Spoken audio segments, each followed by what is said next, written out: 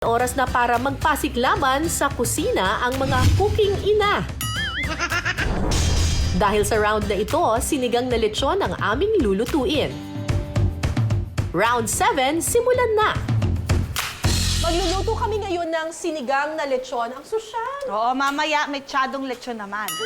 Meron di kaming pinakbit na lechon. Sabi nila, lahat niluto eh. Ang bilis uminit ng ano. My God, ano ba to? Wala ng garlic. Nagamit na natin. Oh my gosh. Wala ka? May tubig yung labanos. Abracadabra! Ano ba to? Bakit ganun? Hindi ko nakikita. Ano ba yan? So sa bahay ninyo, ikaw pa rin ang nagluluto ngayon? Ako pa din. Magandang tip yung magluluto ka ng 3-4 na ulam. Oo. Tapos ikot-ikot na lang sa buong week. So, sa bahay, madalas 5 kami. Oo. Tapos 4 na ulam. So, tag 1.5 or 2 kilos ng meat. Tapos sa buong linggo, ikot-ikot na yon. Yun na yun. Ako naman, Ang laki tipid ah. Ako naman, nagluluto ako ng siguro mga 2 beses sa isang linggo. Tapos maraming na ako niluluto. Di ba? Oo. Mas okay eh. Mabalot ko na lahat ng lumpia, mamarinate ko na Yan. lahat ng liempo, Yan. mga ganyan. Magluluto na ako ng sinigang, ng tinola, lahat sasabay-sabayin ko na sila. Tapos Mostly mga sabaw.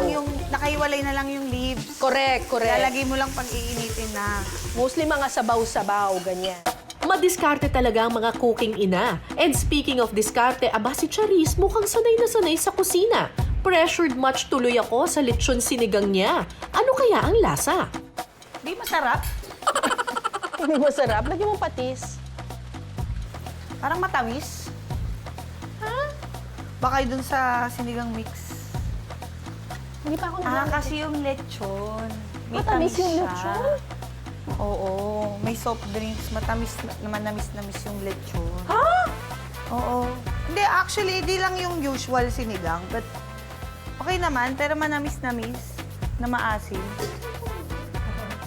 Better. Dati ang tiyaga ko na yung sinigang, kinakatas pa namin yung sampalok. Sampalok? Yung sararat ng sampalok sa Pilipinas, no? Hindi ko alam. Hindi masarap eh. Talaga? Mahirap Sorry, ang makahanap ng okay na sampalok. Sorry, ang tamad ko talaga magsinigang kasi sinigang mix na ako. Kami ulam namin to eh, sa bahay ngayong week, sinigang. Okay na to? Okay na ako.